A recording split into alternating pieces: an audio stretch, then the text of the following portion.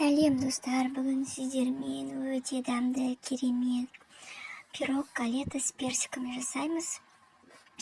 Бірінші 200 грамм ұн, сосын кішкене тұз, 1 столовая ложка сахар, 100 граммдай сливочное масло салып, бәрін осылай үгіттейміз.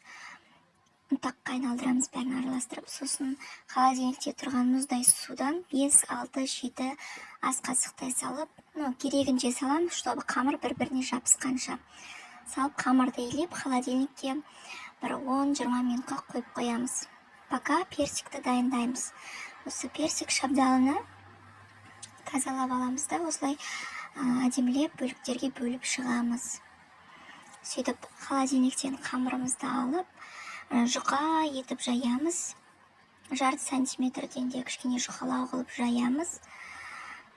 Ыдысымызға осылай салып, ортасына 1 столовая ложка крахмалды осылай жайып шығамыз. Сосын 1 столовая ложка сахарды тоже бетіне сеуіп шығамыз. Бетіне әдемілеп жаңағы кесілген шабдалыларымызды реттеп қойып шығамыз. Шабдалының бетіне қант себеміз. Өздерінің керегінше. Мен тәттіні ұнатамын, сол үшін 3 қасық қант септім. 1 қасық сепсеңіздер де жарайды. Персик өзі дәмді, осындай нежный, әдемі дәм беріп тұрады. Шетін қамырдың осылай жауып шығамыз. Духовкаға 180 градуста жарты сағат 30-35 минутта пісіріп аламыз, кішкене қызарғанша.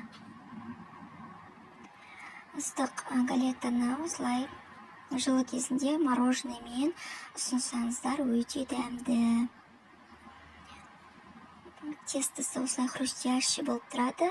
Вообще персиковый начинка өте керемет, нежный болады, тәтті емес, кислый емес, осындай өте дәмді болып шығады. Жасап көріңіздер, сіздерге міндетті түрде ұнайды.